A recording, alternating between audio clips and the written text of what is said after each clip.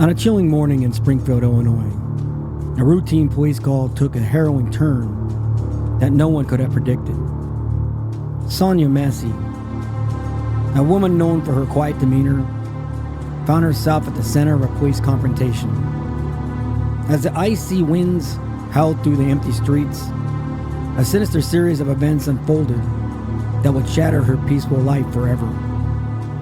Something about that fateful day felt off, as if an unseen hand was guiding the situation towards a dark and unseen climax.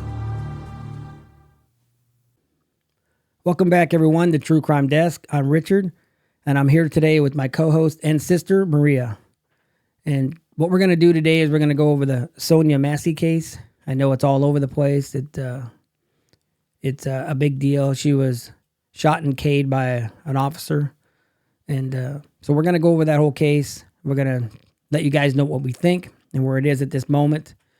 And just do a breakdown. So you're familiar with this case, of course. I'm very familiar with the case. I think everybody is. Yes, sir. Yeah. Yes. So what do you think? I'm very outraged.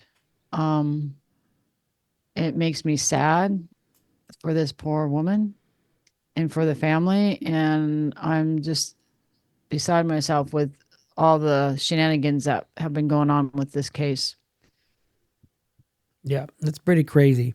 I think before we get too far into it, I want to go. I have some notes of the officer's background, so I want to go over a little bit of that just to give us a general idea of kind of who he is, because I think that's kind of important. So his name is Sean Grayson, Deputy Sean Grayson, former. That's a keyword, former Deputy Sean Grayson. So he was discharged from the Army for serious misconduct. Now, that's all I have. I'm not sure what it was, but that's not a good thing. I mean, the military, you're getting discharged for serious misconduct. That can be a lot of things. So that's the first thing that stands out to me. Now, the other thing is he has a history of DUIs. He has 2 convictions for DUIs, and yet he was a law enforcement officer. Now, I know that they're human, nobody's perfect, but that's another bad thing. So now they're going to be 1. Watch what's 2. That's not good. And then now his employment history shows that he had worked for 5 previous agencies, 5 different agencies he's worked for, which once again is not a huge deal because over a career you can move around and stuff, but he worked for 5 different agencies. So he had 6 in total since 2020. So that means he was like less than a year at these different agencies. So that's very unusual. So what's happening here? You know, why he's bouncing around and, you know, what's going on? And I also have here that in his personal records, his personal memos by one of the supervisors said that he needed more decision-making classes. So that's not a good thing either. Anybody, if you're familiar with law enforcement, you have to make decisions quickly and properly. So when one of your supervisors is saying that you need to go back to decision-making classes, that's not a good thing. He doesn't belong in the street if that's the case. If he needs that extra training, that's fine. But he needs to fulfill that, and he needs to prove it before he gets back on the street. You don't do that training and you're on the street at the same time. It doesn't make any sense. I'm not saying that he was. I'm just saying that stuff that stood out. So that's some of the stuff that I have as a basic background on him, and none of it is not disturbing, to be honest with you. So, did you know any of that stuff at all? Yes, I did. I knew a lot of that, and it seems like there's a lot of things that were not documented in regards to why he was let go from one job to the next job to the next job. But I did hear that the job he had before this location where this incident happened, the job before was called Logan County. It was with Logan County, and he was informed that he had violated department policies and he was submitting inaccurate reports. So that's what he was doing at his last position before he came to this position. So it sounds like this guy has a lot of issues of doing things correctly. I mean, I wouldn't want to have an officer even pull me over for a ticket if he's going to be writing inaccurate reports and things like that. So that's not good as well. Now, one thing we didn't go over is exactly why we're here, what happened. I Correct. gave you a basic, history, his troubled history, I'd say, of his law enforcement and even the military. But the reason we're talking about this, if you're not familiar, which I'm assuming that you are, but if you're not, I'll give a quick rundown, is that Sonya Massey had called the police saying that she thought someone was outside of her house. She was hearing noises, so two officers showed up, and Grayson was one of them. I don't have the name of the other one.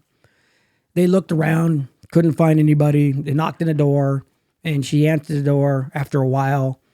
And we'll get into his demeanor in a minute. But basically, they eventually end up in her house. They talk to her, ask for ID, mentioned something about boiling water on her stove. She goes over, proceed to dispose of it. And right away, she says, I rebuke you in the name of Jesus. He loses his mind, I guess you could say, draws his weapon, orders her to put it down. She ducks down, pops back up. He shoots her in the head, and he Ks her. And then he basically tells his partner he doesn't even need to render aid, which is a whole other problem. And then that's why we're here. So it's flat out, just to be honest, unjustified, unnecessary. And so that's where we're at on it. That's exactly what the case is. So now if you have the basic rundown of it, we'll do a little bit more breakdown in individual things. But just in case you weren't sure exactly what we were talking about, that is exactly what we're talking about. So it's up to you. You can go from wherever you want. Well, Beginning. Sonya Massey was a 36-year-old woman, and she did have some mental issues. She, apparently she had just come from, I believe, a hospital or something in that regard, that she was going through some issues. From my understanding, the day before, she also had a police officer show up at her home. There was no incident. The police officer showed up and whatever she, helped her out with whatever she needed. At this day, her mother had called 911 before she did. And she had asked the 911 operator to please send an officer to check on her because she, like you mentioned, thought she was hearing some prowlers outside or something. And she also mentioned in the 911 call that please send someone that is not racist and is not, what's the other word she said? Like was calm, had a calm demeanor, that type of thing. That wasn't one that loses her cool real quick. Yeah. So it was odd to me that was actually in what she said. And then Sonia called 911. And when the officer showed up, she was still on the phone with them. And the first thing she said to the officers when she finally did open the door, because it, like you mentioned, it took a long time. They banged on the door, and the officer Grayson, he was rude. He was rude. He was, are you gonna open the door and blah blah blah. He was a rude person from the very beginning. Um, the first thing she said when she opened the door is, "Please don't hurt me." And I'm pretty sure they're aware that she had some issues going on. I could go on forever, so if you want to continue. Yeah, one of the problems that brings up one of the things I wanted to mention, and we'll put it in here, is one of the issues I had with it after reviewing it is that they had an inclination that she was a little off, let's say. Some of the things she was saying, and it seemed like she was a little, she was a little off. And so in that situation, that's when you get on the radio before you go any further and you ask the dispatch if there's been any calls previously to this address for someone that's had mental issues or mental anything along that nature. So that should have been done. And if that was done, it would have come back that there was other calls. So then you move forward from there. Now you know who you're dealing with. You have a better idea of what's happening. And it brings things more in focus. Because if people are kind of acting strange, you might think that they're hiding drugs or they're hiding this, or, it could be a lot of things. Mm-hmm. So if they would have made that phone call or the radio call and requested that would have been the right thing to do. That's when it should have been done. and then it would have clarified a lot of things, and a lot of it would have made more sense. So that's one thing I noticed that wasn't done. That should have been done. I agree with you. I agree with you. So once he enters her home after she says, "Please don't hurt me," she proceeds to go to the couch. She sits on the couch and she's rumbling through a bag or something. She grabs a bag, pulls it towards her, and she's trying to find her ID. He says, well, he asked her name and stuff, and it took her a Right. second, like almost like she had to think about what her name was. And so he goes, "Oh, well, how about you give me your ID? It'll make it a lot quicker," something in that regard. So she's trying to find her ID, but she can't find it. Well, I don't know what it is. And she still has the police 911 on the call, on the phone, and they're wanting to hang up. She's like, "No, no, no, hold on a minute. Just hold on a minute." She did not want them to hang up because she was afraid. Um, so the other officer, I believe, was kind of like looking around a little bit, there's a room there and stuff like that. So, so at this point, um, Grayson notices there's a pot of boiling water on the stove. He told her to go turn that off. And she's like, "Oh, okay." And she had her demeanor was nice. There was no threat there. She gets up, she does what he asked her to do. She goes in the kitchen and she gets like two different those gloves you wear so you don't burn your hands. And one was red, one was like white or something. She grabs the pot, she takes over to the sink, she turns the water on, and she's putting water into the pot. Right. Yeah. So one thing that we're gonna do is that I have a different perspective. It's not that I disagree, but I'm looking more at the tactics and why things were done and not done. Mm-hmm. And she has more of the facts, which is that's why we like to do is we have different ways of looking at it.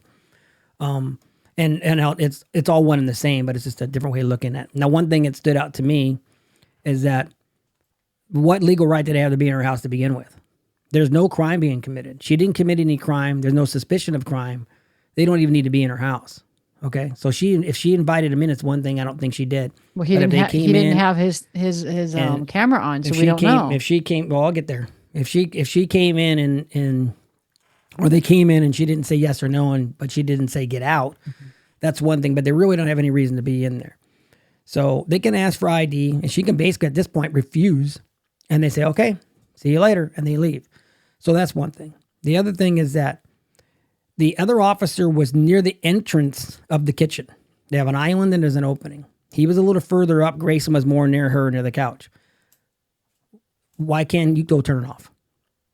You know, why don't you just walk over and turn it off? You're already in her house. She didn't invite you there. So you're worried about getting in trouble by walking over to the kitchen and turn it off yourself. So it didn't make any sense they didn't do that. Then you're telling somebody else that he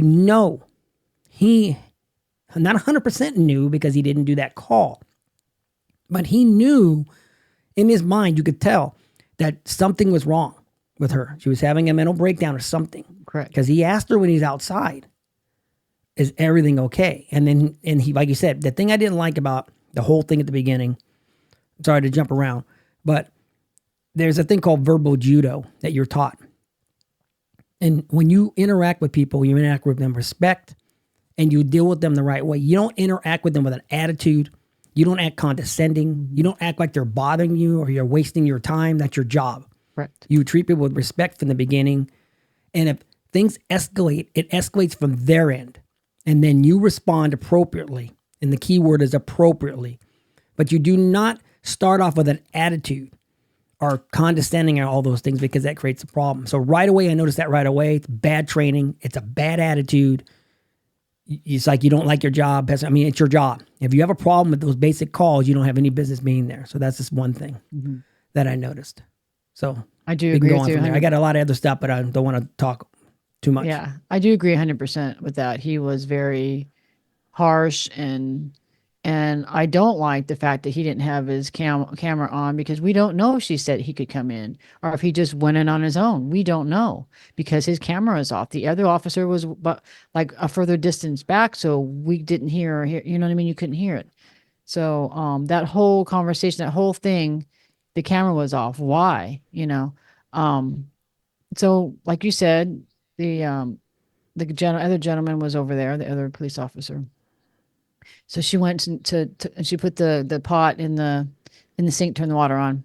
So you have hot water and turn on some water, cold water to put it in the hot water. What's it doing? It's cooling it down. Okay. So all of a sudden, when she was bringing the pot from the stove to the sink, they kind of, I believe it was Grayson that backed up a teeny bit. Maybe they both did. But she said something in regards to, "Oh, where are you going? Or what are you doing?" Like, and she had, her voice was calm. It wasn't, there was no threat there, and so, and his response was, "Well, getting away from your hot water." And it almost seemed like he wasn't really being harsh at that moment either. Then Yeah. that's when Now, she's correct. real quick. I'm gonna interrupt you. Yes, go ahead. Real quick. It was the second officer. He was standing near the opening. She starts walking by. He moves out of the way so she can get by. And she says, exactly, so where are you going? And he says, I'm getting away from your boiling water. Yeah, okay. I didn't know which the officer. The key point is, as he says this, he moves away from her, turns his back to her. Because you can tell by his body camera, because all of a sudden it turns from her to the opening of a bedroom door. And he proceeds to look in that bedroom. And then body cam shows him turning again because it faces her. If he was worried about her, she was this huge threat, he would have never turned his back on her. You're 100% But what did he right. do, though? But what did he do? His initial thing was to give space and say, I'm getting away from the water, creating the space, which is fine. But then he turned his back, looked in the room, and turned around. So if she's this huge threat, remember, now keep in mind, he is actually closer because there's a gap there. He was Grayson a lot was on closer, the other actually. side. Yes. He was on the other side. So that's a problem there that shows you what one person's mindset is and where they're thinking. It's no threat. I'm going to move away. I'm going to stand on top of it, but I'm going to move away. I'm going to turn my back. I'm clearly not threatened by this situation. The other guy is completely opposite. Yep. Completely. He says, I rebuke you in the name of Jesus. He immediately loses his stuff. Yep. Hand on weapon immediately, telling her he's going to shoot her in the effing head. Yep. Completely inappropriate. Yeah, because she said You it don't once, and he say said, that. You better not. Better. What do you mean? I better not. Just immediately goes to gun. Yeah. It immediately goes to that. And then she said, Now, when it you're again, going through yeah. your training, real quick, give you another training thing. When you go through your scenarios, you do scenarios, you go through all your training.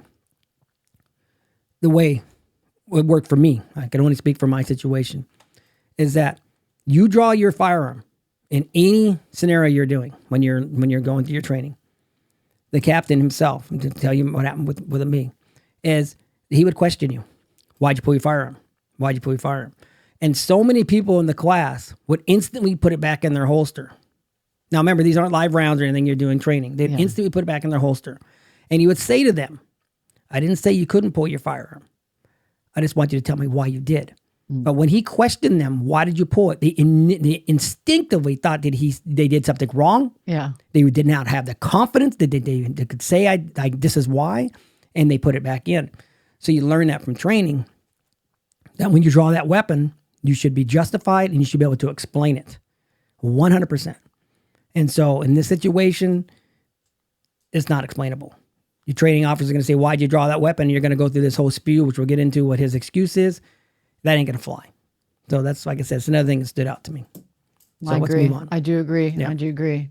I mean, his first response was his hand went right to the weapon, and then he says, "You better not." And then she said it again. And when she was saying it, she was saying it in like her voice. I listened to it a lot, and her voice was just like this, almost like a happy voice. It wasn't like she wasn't, anyways. So, and then she said it again, and then he pulled it out, and he literally went from being further away with the divider there. That there's a big, huge divider between her and him, and he was a little distance from that as well. And he literally went toward where the other officer was and went closer to her with the weapon drawn out. And he kept saying, "Put the pot down, put the pot down." She didn't have the pot. She didn't have the pot in her hand. The pot was in the sink. She had the two gloves in her hand, a red one and a white one. I've watched it many, many times. She didn't have the pot in her hand. She's like, the first thing she did was say, "Oh, I'm sorry. Oh, I'm sorry. I'm sorry." And she went down, ducked down, and had her hands like this. She did not have the pot in her hand. He kept saying it because the other officer was facing the other way, looking in, like you mentioned. And so he wants it to sound like she's got this pot. It's hot water, even if she did. But, and he went like around toward her. The other officer turned around and, pulled his gun out because he's hearing the commotion. He's not seeing it. He turns around and his gun literally, the butt of it literally hit the back of that officer. Right. So we'll Thank get into goodness for his tactics there, right? camera. Yeah. Yeah. Yeah, exactly. So now as far as tactics go, um, you have one officer drawing, second officer can go non-lethal. He can go with a taser. Now it did happen really fast. He was almost looking in the bedroom, and it's like he went from 0 to 100, and it's like, oh, okay, I'm Right. gonna He draw hears mine him too. yelling. Yeah. It went so quick that he ends up stepping right in front of him, and he flags his partner right in the back. He just like is immediately there. Flagging basically means if you're putting the muzzle of the firearm pointing at your partner or somebody you shouldn't, so basically flag him. They call it flagging. So immediately did that. But at the same token, he's moving closer to her. Excuse me, moving closer to her as he's saying, "Drop it." This is not a gun. It's not even a knife where you can maybe throw it or something. You learn when you go through your training and have knives a certain distance. You need to maintain. Excuse me, a distance you want to maintain. If it's a knife, if they have a stick, just you learn all these things. You give that ground. If you have room to back up, it's not a macho thing. I mean, that's the thing is it looks like a macho thing. Like, oh, I'm not going to back up. You're this small little woman. I'm a big bad. And he's a big dude, big bad guy with a badge. I'm not backing up. No, that's not what happens. You back up. You give that ground.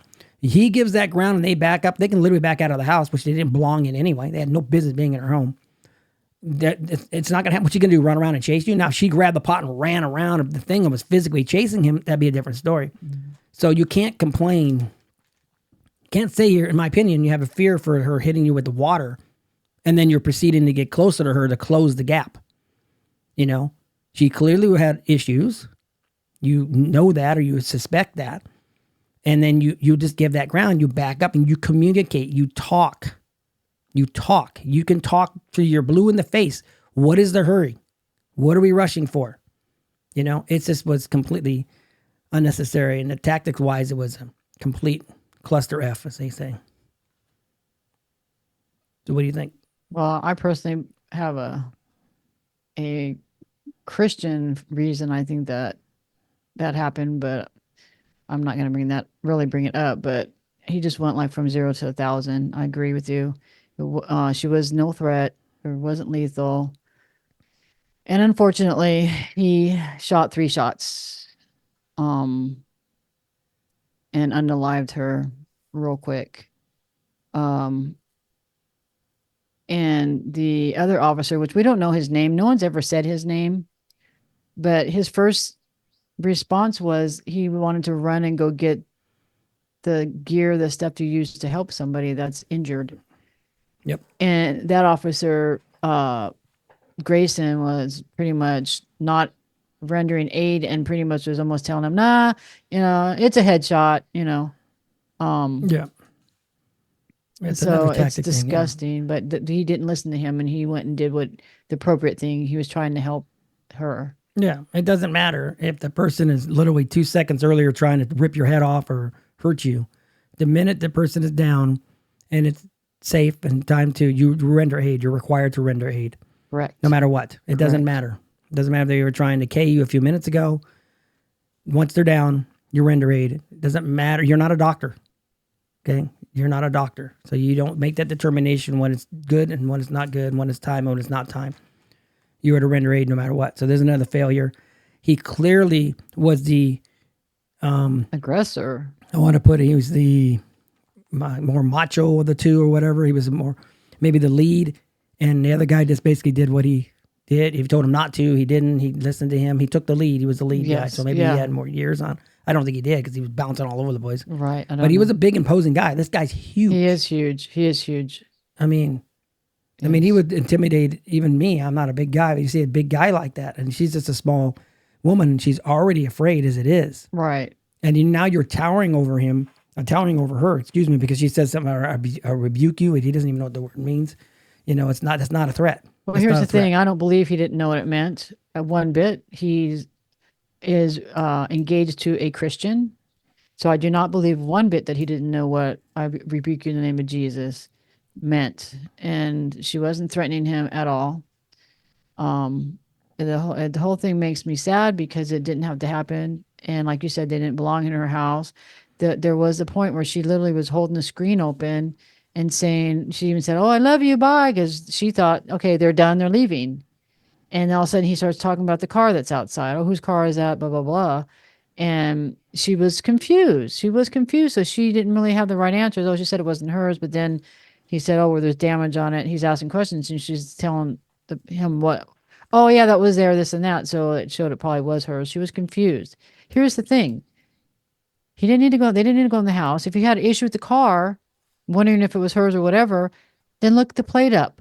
They already did. They ran it. It was so that was fine. Yeah. So there was no reason for, No, you know what I mean? There was no reason. it almost looks like he was itching for a fight. You know what I mean? Yeah. It's just like, it's, and I don't know. The whole thing is just, it just breaks my heart. And so then, one thing I did notice, I don't know if you did, it stuck out to me, is when the superior officers showed up and all the different people showed up. Yeah, Um, the first thing he said to him was, "Where's the gun?" of Because he course. said in the 911 call, it was self inflicted. So the other guy shows up and says, "Where's the gun?" Oh, there's no gun. Oh, she had a pot of hot water and she threw it. Look at, there's water on the floor. It hit my boot. Well, that was the other thing he said too. Right after he shot, he's pretty much trying to justify it to his fellow officer, Mm-hmm. saying, "Hey, I'm not going to take a boil of water in the face. We had no choice. Did this, did that." Are you okay, guy? And You he's okay, making all these guys? Like, excuses. remember He's that? making all these excuses as he has her at gunpoint for an extremely long time while she's down. It's like, I mean, come on, dude. And then it's just it was bad. It's bad. The whole scenario is it's unjustified. I'm not going into the race thing. I don't do that here. I'm not going to do that. That's getting old, and I'm not doing that. This is a bad shooting, in my opinion. Bad in every way possible. Whether she was from Mars, whether she was any color, whether he was any color, I'm basing this off of the facts. This is a bad shooting, regardless. That's where we are in that. We're not going into all that other stuff that people like to get into. Not doing that. Well, here's my feeling This is on. just a bad shooting Yeah. all the way around. Now, whether if he is a racist, you want to go on that real quick and go real quick. If he is a racist and this and that, I don't know. I don't know this guy. To me, you go to court. That's not relevant because what's relevant is whether it was justified or not justified. If you want to talk about a civil thing, whether the people that hired him knew that and he shouldn't have been there, that's a whole other issue. But when you go to court on this, you're going on whether it was justified or not justified. That's it. You don't need to go on whether he was a racist or not because he did what he did. So what's that going to do?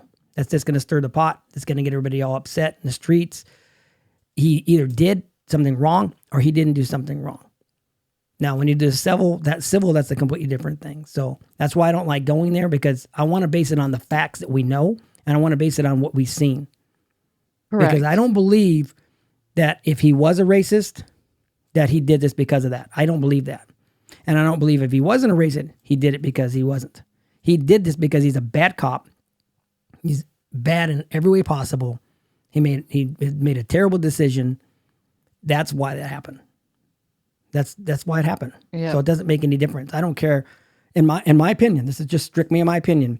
If the person was from Mars, he would have done the same thing in the same situation because of his attitude, because of the way he performs, the way he's always acted.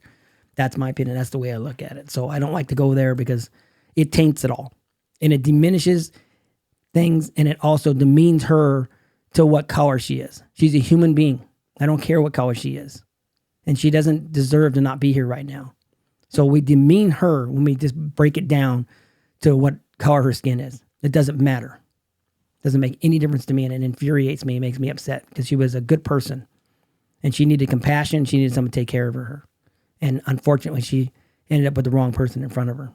Well, for me, what bothers me about the whole thing is that now, I mean, and not just from this, but this stuff's been going on for a long time. And people are afraid to call the police to come help them.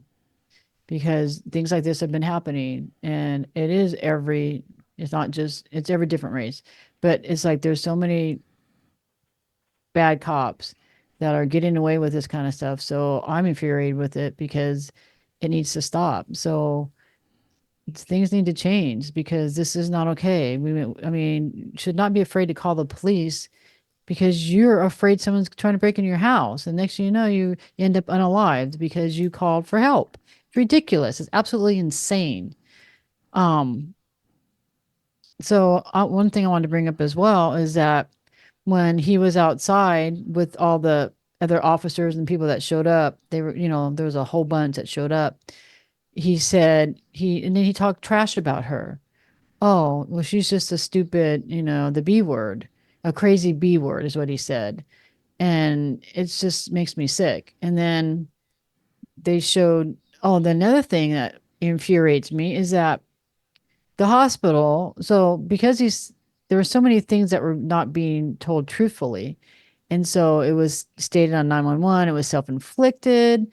And then, at the hospital thought it was self-inflicted because what, 911 was told. And the poor son of this wonderful woman finds out, oh, my mom's been, that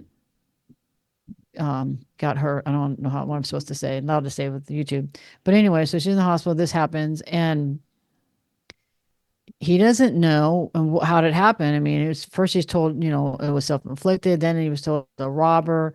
Then he finds out, lo and behold, he finds out it was a police officer, and he couldn't believe it. He was floored.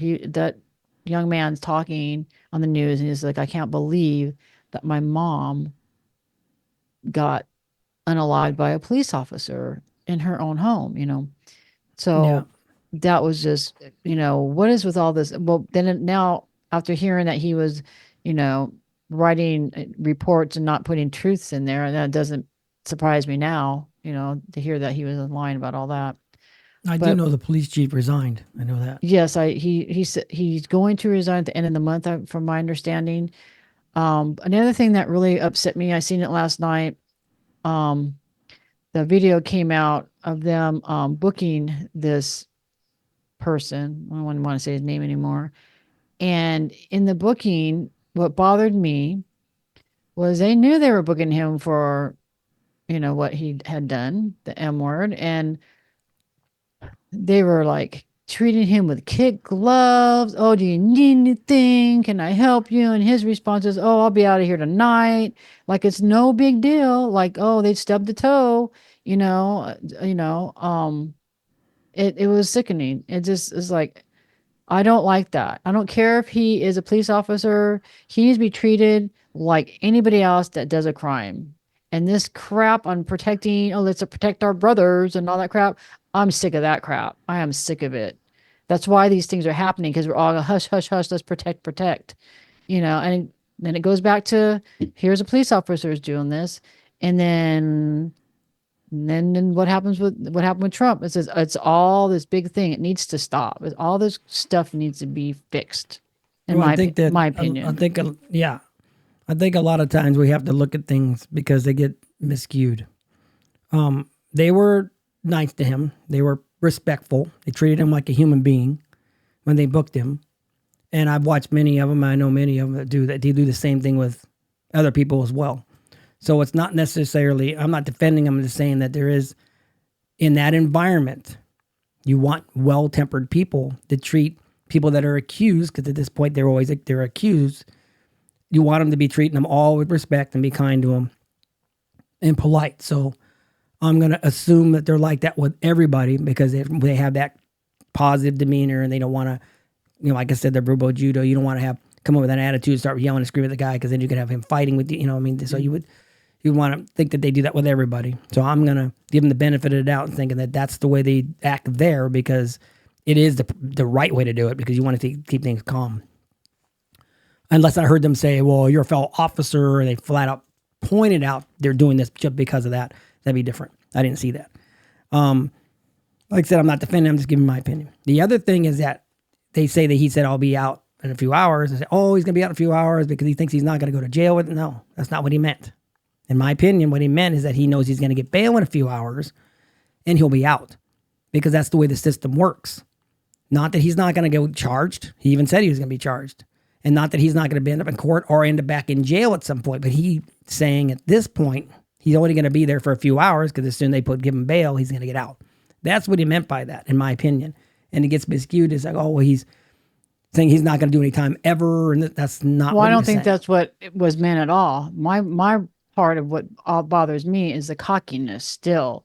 Well, that's Still besides the point. cockiness. That's what I'm talking about. And I'm going to beg to disagree on the kick gloves he was getting. I that everybody gets treated that way. I don't believe that at all. I don't. That's my personal opinion. I just don't. I just don't believe that. Um, but so I beg to differ, but that's fine. We all have our own opinions. Um, but yeah, it's just definitely a sad and tragic case. And I just hope that things can start getting better for everybody in regards to, police officers getting the correct training and not being, put things pushed under the rug so they can go from one location to another when they're doing things inappropriately. Because that's Yeah. just not okay. Because now Well, one, look where we're at now. I just got, he's gonna yeah, go to trial, and this person is unalived, and then the sergeant is retiring because of it. chief. A chief or whatever. But yeah, just a whole tragic. Well, one of the things that happens is that when you move from agency to agency, it's sometimes they're not being fired. Most of the time, they're not being fired. Or basically know they're going to get, if there's like under investigation and know they're going to be let go or fired, they give them the option of quitting. And that protects the department as far as wrongful termination, so legally. And it also helps the officer because he doesn't have a firing on his record.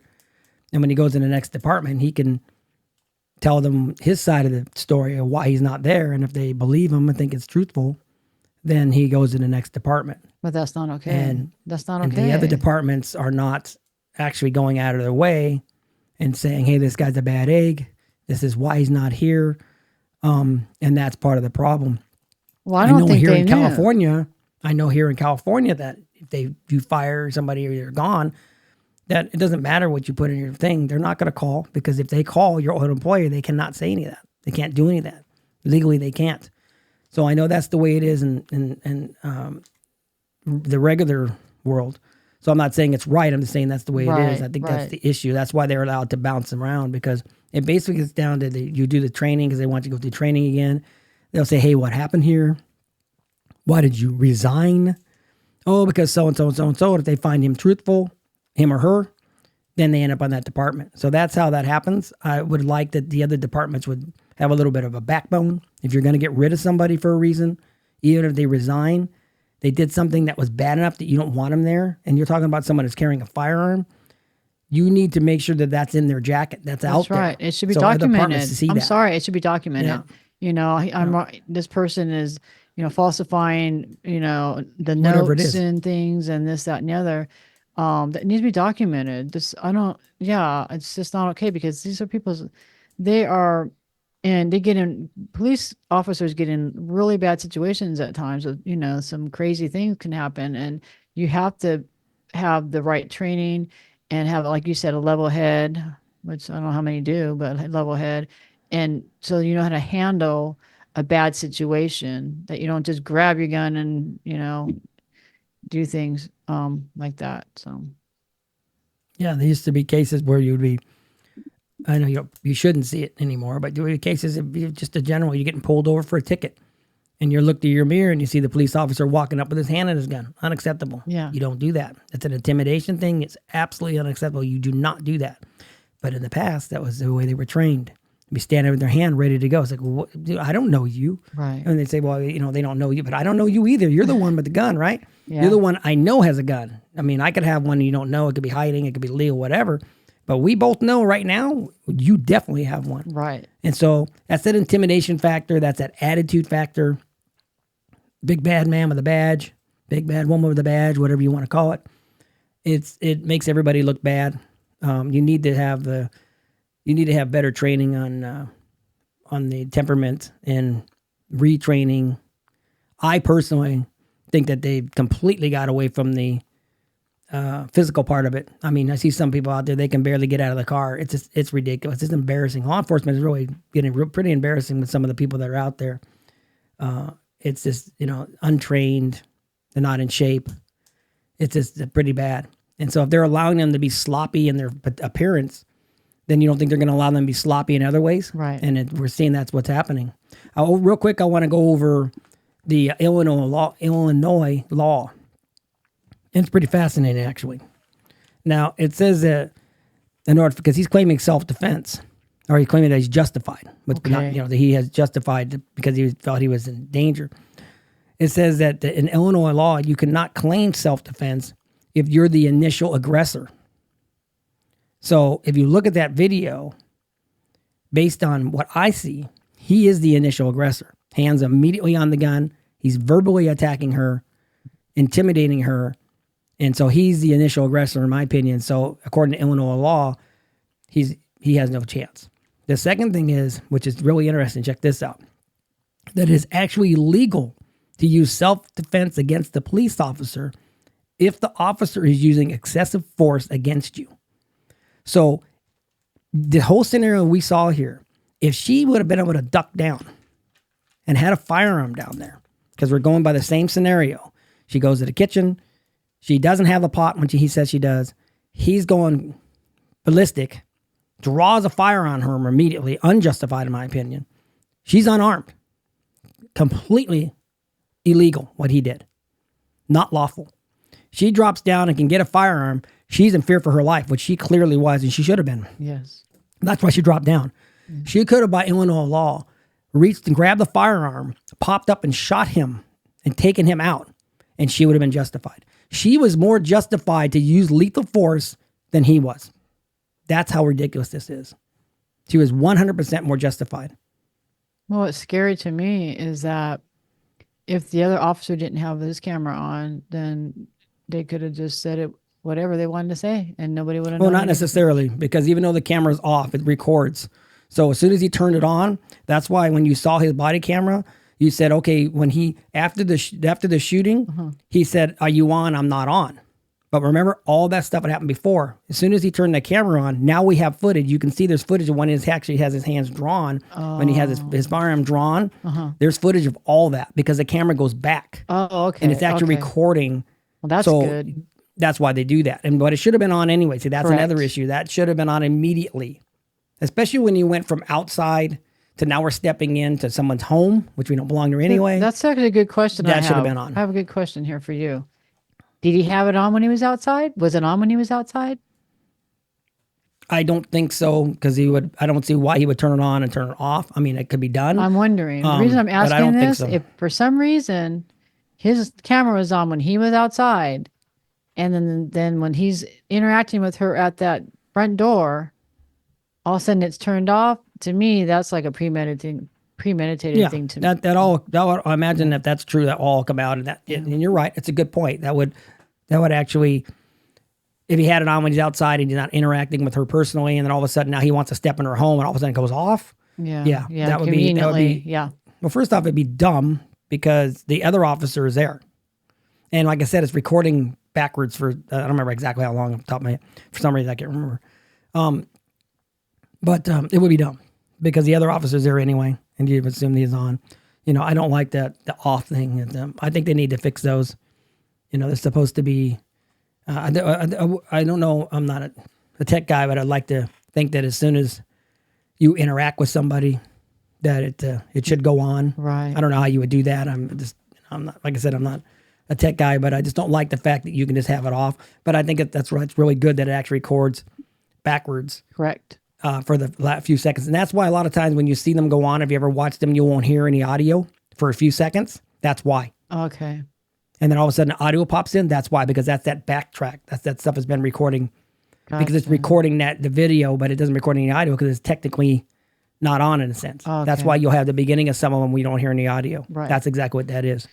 Right. One thing I wanted to bring up was I did see a video that showed the other officer, his statement to that he put, and when they asked him questions, when he's being interviewed, the statements that he put, and he explained the whole scenario. So, and everything he stated was she was not a threat and exactly everything that happened.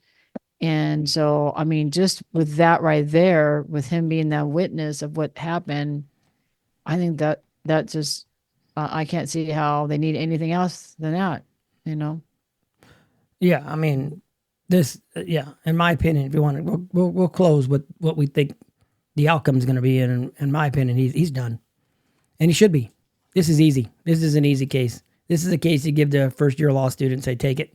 It's over with. It's just clear cut, unjustified. Extremely unjustified. Yeah, that's putting it mildly. Yeah, unjustified is mildly putting it mildly.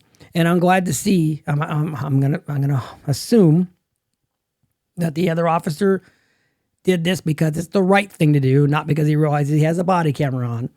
But I do like the fact that he is being straightforward. He's being honest, and that's what we need. So I'm assuming that's just the way he is, and he's doing it for the right reason, not because he realizes his body camera's on and he can't get away with it. Yeah, I mean, So even that's good. Even his actions at the time were appropriate. You know, he didn't know what was Right. going on. He just pulls out his gun because like, what the heck's going on? He's backing up Sure. his partner, and then he renders aid right away. Tries to help her. He did all. Well, he tried to, but he told him not to. So Right, he did it anyway. So he tried to help her He did. anyway. So he did the right stuff. Yeah. So I applaud him definitely. Yeah, you have that hierarchy sometimes. Like I said, I think he was new there, but you do have that. They had that problem with people, pilots, is that you would have a pilot and a co-pilot. And there's been many cases where the pilot was doing stuff and the co-pilot the other guy has seniority and he was too afraid to speak up and say anything and they end up dying. And so that you have that and they try to get rid of all that so it doesn't matter. If you see something, you say something, you have to be able to do that. You got to stand up. And so, the other guy, there wasn't a lot of time, so I'm not blaming him for anything. But I would like to see him be, he clearly had seen no threat in any of it, and he was justified in seeing no threat. There was no threat. You had a way out. You could have backed up. You could have disengaged. You chose not to. You chose not only to engage but move forward. So, like I said, he's 100% guilty. He should go to jail for a long time. I agree. And it's very sad because she was a wonderful woman from everything I heard. She was asking for help. She needed help. She didn't need somebody coming in with an attitude that was disrespecting her from the first minute he met her. Right. It's insulting. It's infuriating. We don't treat people that way. You should never. You want to treat people like that, you do something else. Go, do something else. But you're in the wrong line of work. It's just it's infuriating to see the disrespect. I agree. You don't even know this person. They're asking you for help, and the first thing you do is act like she's bothering you. Yep. So. Anything else? No, that's about what do you it think? for me. You think? Yep. So what do you think about the guilty and not guilty and all that stuff? Oh, by far guilty. And I just pray for the family and that they can get some, justice out of all this. And, Yeah. How do you go on? I don't like I don't like the closure where there is no closure. No. You don't get over this stuff. It doesn't go away. No, it does not. But you just want justice. You want to know that she's remembered for the great person that she was. And that this stuff has to stop. This is ridiculous. We don't want people to be afraid to ask for help when they need help. We don't. We don't want that. It's sad. It's very sad. Yeah, it is. Yeah. All right. So that's going to do it. So if you like the video, I guess I got something out of the video. I liked it. It's a very horrible case. Hit that thumbs up if you would. If you haven't subscribed, please do. Let us know what you think. We'd greatly appreciate it. Let us know what you think. Yeah. Let us know what you think in the comments. You agree with us, disagree with us. Definitely want to know what you guys think, both of us. And so that's going to do it for this video. I know it was tough, but I think it needs to be done. It needs to be talked about so this stuff will stop happening. Okay? So that's going to do it. Stay safe, stay curious, and remember to always mind your surroundings. Bye. Bye.